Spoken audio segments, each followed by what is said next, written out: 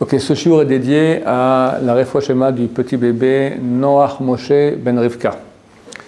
Que Hachem lui envoie Refoua Shema B'tor Koshach Oleh Amo Israël. Amen. Alors, cette semaine, nous rentrons dans Parashat Bamidbar, littéralement dans le désert.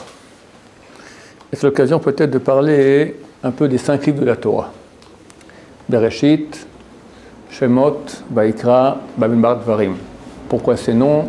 Pourquoi 5? Il est marqué dans Masat Brachot, que celui qui réjouit un Khatan et une Kala, alors Zoché, il mérite de recevoir la Torah, qui a été donnée par 5 voix. 5 voix. Rache explique sur place, c'est quoi 5 voix?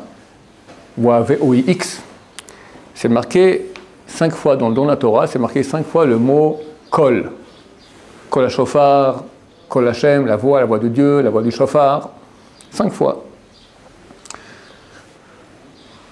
Le rapport avec le Khatan et Kala n'est pas clair. Le rapport avec les 5 voix non plus. Pourquoi celui qui réjouit Khatan et Kala, il reçoit 5 voix, il reçoit la Torah par 5 voix, c'est pas de relation de cause à effet.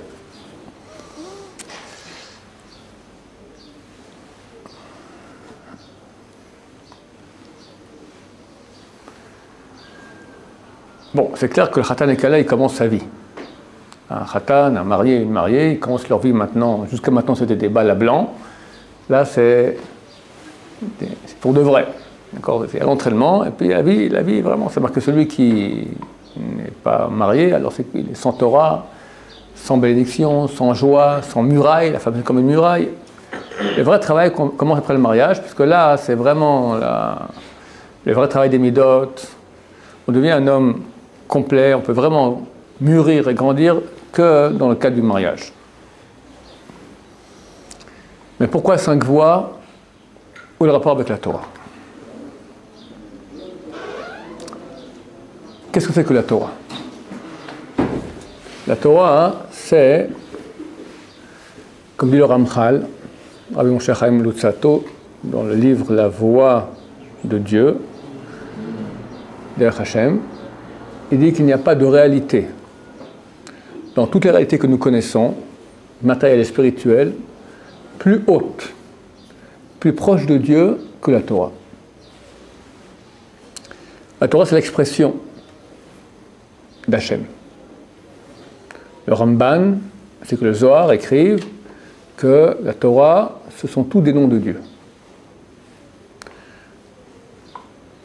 Nous, on a reçu une certaine façon de lire la Torah, mais il y a d'autres façons de lire la Torah. À l'époque, quand je faisais le séminaire, alors on avait utilisé la méthode qui avait été découverte à l'époque, la recherche des codes par logiciel. On a pu prouver vraiment de façon extraordinaire que dans la Torah, par des codes qui ont une valeur statistique très très haute, on trouvait toute l'histoire. Beaucoup après ont critiqué, d'autres religions commencent à retrouver aussi des codes sur leurs bêtises qu'ils racontaient. Et j'en faisais pas très bien la différence entre les codes ayant une valeur et les faux codes. Il y a des vrais codes et il y a des faux codes. Il y a un livre entier qu'un monsieur a écrit, plein de faux, d'accord? Pour ne pas rentrer après dans une polémique trop grande, il y en a qui disent que oui, il y en a qui disent que non, donc on a abandonné ça. On peut faire des arguments, que c'est clair, il n'y a pas besoin de discuter, c'est clair que c'est vrai. Mais néanmoins, ces codes sont vrais, on peut les prouver statistiquement. Et on voit qu'il y a des lectures parallèles dans la Torah. Le code, c'est une lecture à saut de lettres, à intervalles réguliers de lettres. Bon. Quoi qu'il en soit, déjà, donc, il est marqué dans le Zohar que ce sont tous des noms de Dieu et il y a des lectures différentes de la Torah. Donc la Torah, c'est l'expression d'Hachem. Hachem, comment il s'exprime? Avec une voix. Alors, les petits enfants, ils croient qu'Hachem, il a une barbe et une bouche et on entend la voix de Dieu qui sort dans l'espace-temps. C'est pas du tout comme ça. D'accord? Quand on parle de voix d'Hachem, on parle de la réalisation de sa volonté. Hachem, il veut, et quand il exprime et réalise sa volonté, alors on parle maintenant de sa voix. Étant donné que le monde est l'expression de la volonté de Dieu, parce que Dieu a voulu qu'il y ait ce monde, donc chaque objet dans ce monde sera appelé voix ou parole. D'accord? En hébreu, comment est-ce qu'on dit parole? Davar. Les Dvarim, El Dvarim Asher Diber Moshe. Voici les paroles qu'a dit Moshe. Mais c'est quoi davar aussi en hébreu? Chose. Donc c'est un homonyme. Le même terme davar signifie à la fois chose, à la fois parole. Comment ça se fait? Chaque chose qu'il y a dans le monde, étant donné que c'est une réalisation de la volonté divine, donc c'est une parole de Dieu. Tu ne peux pas avoir une chose qui n'est pas une parole de Dieu. Chaque chose qu'il y a, Dieu a voulu qu'elle soit, donc elle est parole. Parole signifie réalisation de la volonté de Dieu. Dieu a voulu, Dieu a pensé et a réalisé. La réalisation, elle est la parole. On verra de même que le mot chefetz en hébreu, qui signifie quoi, chefetz? Un objet. Ça veut dire le même mot, ani chafetz. C'est quoi? Je veux. Je désire. Le mot objet et le mot désir sont les mêmes. De nouveau. Comment ça se fait? Parce que tous les objets sont des réalisations du désir de Dieu. C'est des choses que Dieu a désirées. Ok? Maintenant, comment sort une parole? Qu'est-ce qui fait que je parle? C'est pas aussi simple, ouvrir la bouche. D'accord? D'abord, tout au début, avant la parole, il y a quoi? Avant la pensée, la volonté. C'est Hachem. Pas Hachem, moi, chez moi. Je veux boire. Ok? Alors je veux dire, donnez-moi, il n'y aura pas un verre d'eau, s'il vous plaît. D'accord? Mais avant de dire, donnez-moi un verre d'eau, je dois penser cette chose, mais avant la pensée, il faut la vouloir. Si je n'ai pas envie d'un verre d'eau, je ne vais pas demander un verre d'eau. Donc avant la pensée, il y a une volonté. La volonté est la chose la plus intime à nous. Il n'y a rien de plus proche de ma personne que ma volonté. Ma personne, je ne sais pas ce que c'est. Personne ne sait qui il est. Personne ne sait. Il y a une constante, indépendante de nous, on veut. Il n'y a pas d'être humain qui ne veut pas. Même quelqu'un qui dit, il se croit nul, il dit, moi je veux rien. Alors il veut rien. Il veut. Il veut pas. Alors il veut pas. Il n'y a pas ne pas vouloir. C'est indépendant de notre volonté, on veut. Ça fait partie de la création. Maintenant, nous, ce bidule que je ne sais pas ce que c'est, peut influer la volonté. Il peut la faire aller dans ce sens ou dans ce sens. C'est en ça qu'il est lui. Être responsable, qui décide, qui veut pas. Oui. Désir Chavet, ça veut dire volonté ou désir? Désir. C'est-à-dire que c'est Hachem aussi qui veut que quand on a une volonté, c'est Hachem qui fait qu'on a une volonté.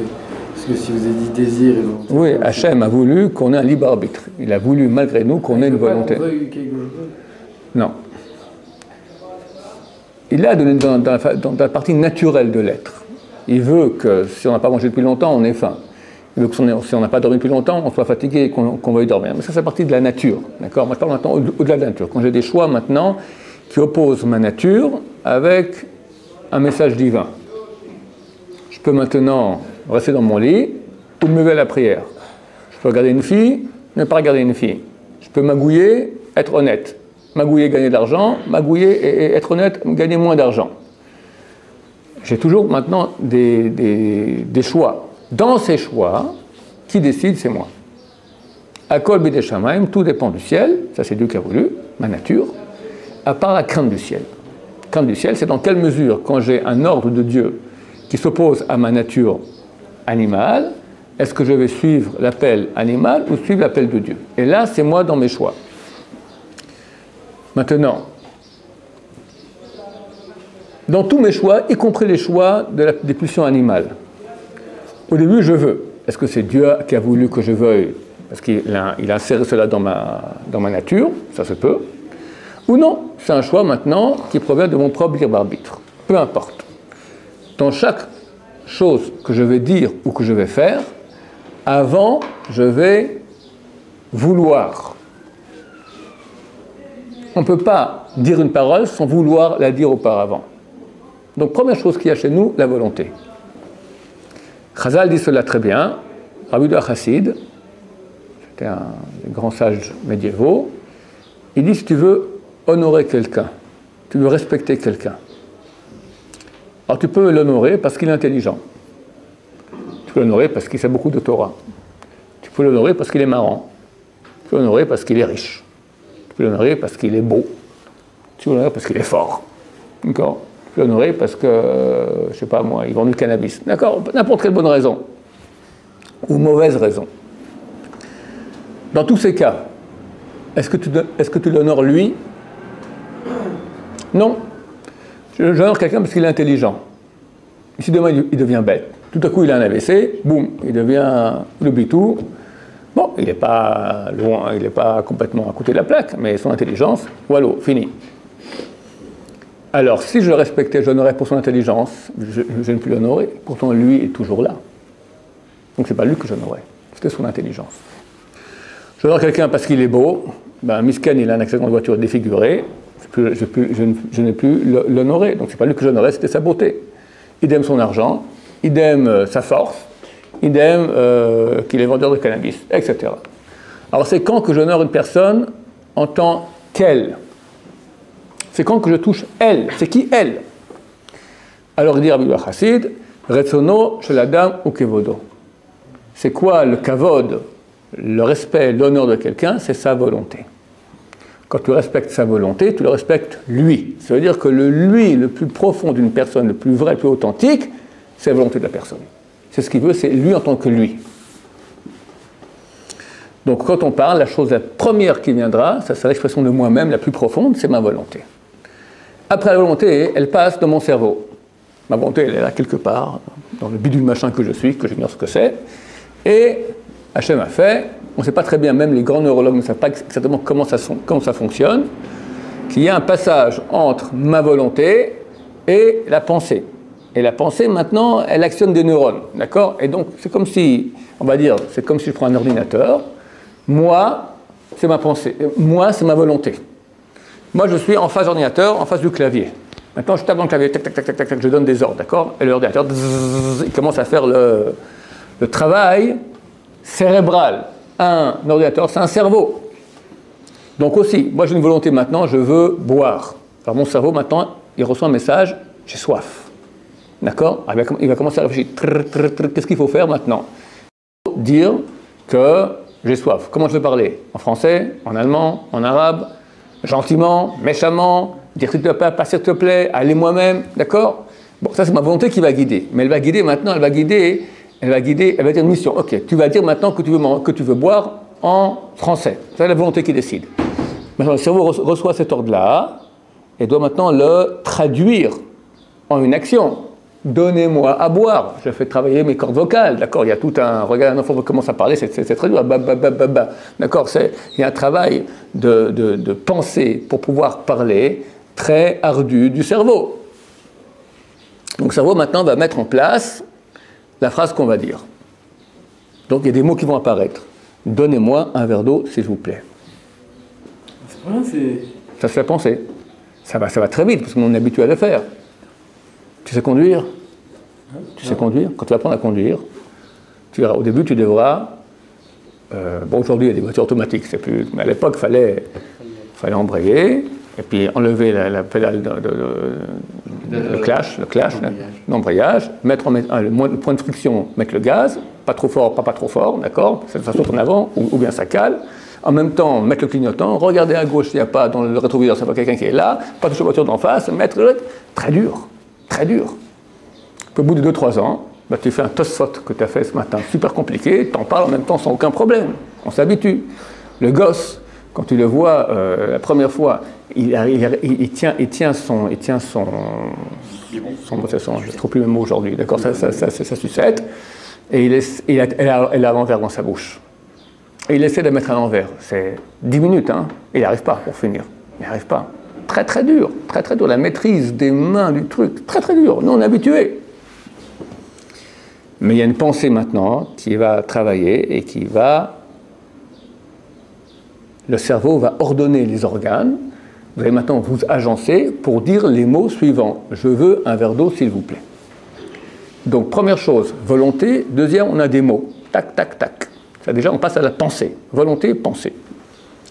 La pensée, donc le cerveau maintenant envoie par des ordres chimiques, électrochimiques, par les nerfs, aux cordes vocales de commencer à donner le son. Alors, comment ça se passe au niveau physique maintenant?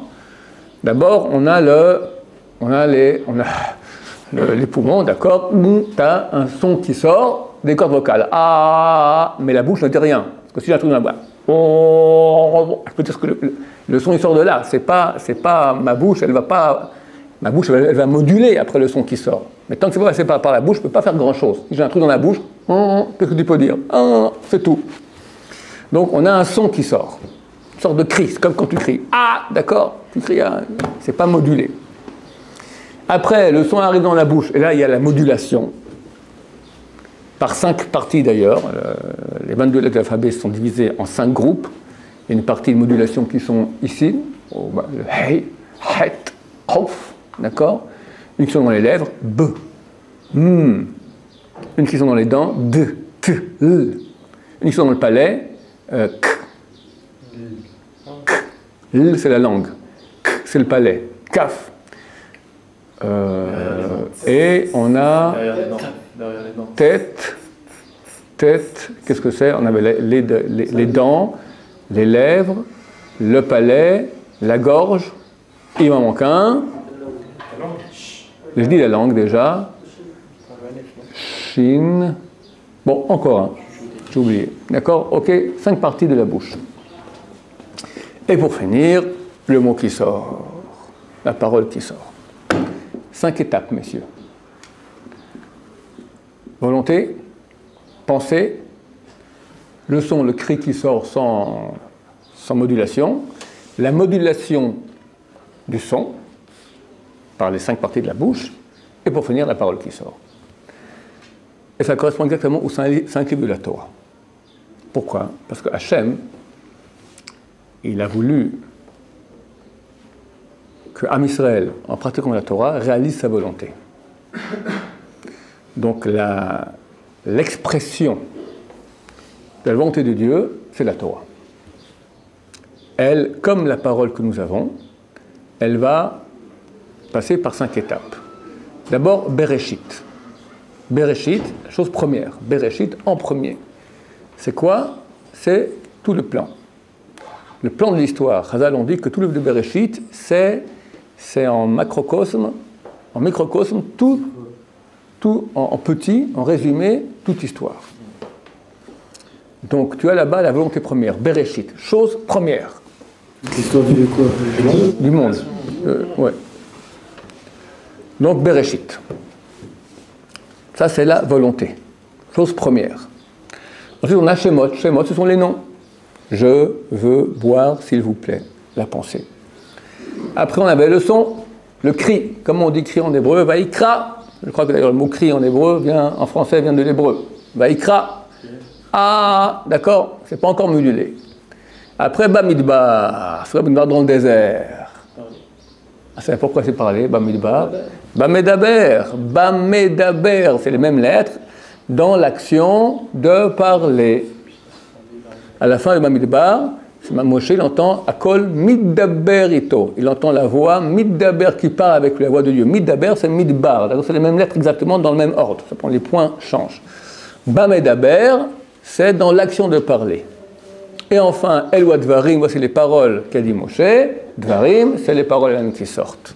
Ça, c'est le sens profond, j'imagine, un petit, on a touché un tout petit peu, des 5 livres de la Torah qui correspondent au dévoilement d'Hachem qui se fait aussi par les 5 lettres de son nom. Tu me diras, il n'y en a que 4. Yud, et puis He, et puis Vav, et puis He. Hein, le Kot. Le Kot, c'est sur le Yud, il y a un petit point qui monte, c'est le plus haut. Il est tellement haut qu'il est invisible. Il y a un petit point de rien du tout. Parce que plus on monte, plus c'est invisible. Ah, Medaber, c'est comme des varim, c'est la même chose. Bamedaber, dans l'action de parler, c'est la modulation des mots. Après, le mot, il sort. Il y a l'action et il y a le résultat. Et bien sûr, à chaque étape, pour répondre à la question, à chaque étape, on répète les choses. Parce qu'il y a la volonté, après la même chose passe en pensée, la même chose passe dans le cri, la même passe dans la modulation et dans les paroles. Il y a une répétition, c'est clair. Une personne muette, c'est quoi? Alors quoi, il y a un problème. Comment elle s'exprime autrement, en écrivant, d'accord, mais idéalement, c'est comme ça que ça se fait. Une personne muette, elle va s'exprimer autrement. Mais idéalement, une personne muette, c'est pas l'homme idéal, il parle. S'il n'arrive pas à parler, il parlera autrement. Un autre moyen d'expression.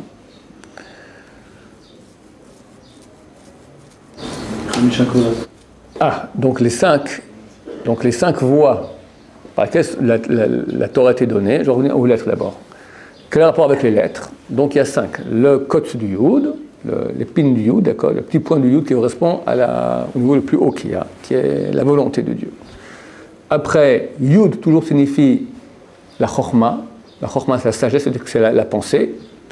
Après, on a le Hey, ça déjà, je pense, correspond au cri. Vav, toujours, c'est Dibour. Vav, dans les livres, Vav correspond à la parole. Et enfin, le Hey, dernier Hey, qui correspond à la réalité des choses. Plus on monte, plus les choses sont invisibles. Dans Sefer Torah, il y a 4 mondes. Hein. Le monde le plus bas, donc notre monde Asiya, après Yetzira, après Bria, après Atzilut. Et encore plus haut. Par rapport à ces 4 mondes, il y a ce qui s'appelle Tanta. Tanta quoi? Qu'est-ce que c'est Tanta? Tanta, c'est Rashi Tevot. Ce sont les initiales de Te'amim, Nekudot, Tagim, Otiot. Te'amim, c'est la mélodie. La mélodie qu'on a quand on lit la Torah. Te'amim. Ensuite, tu as Nekudot, les points. Midbar, Medaber, c'est les mêmes lettres exactement, agencées dans le même sens, mais elles sont différentes parce qu'on a mis des voyelles différentes. On appelle ça les Nekudot, les points. Mais on n'a pas les points dans la Torah. Pas les points dans la Torah. Mais il existe, on le dit. Tu vois que si quelqu'un se trompe, eh ben on lui fait relire.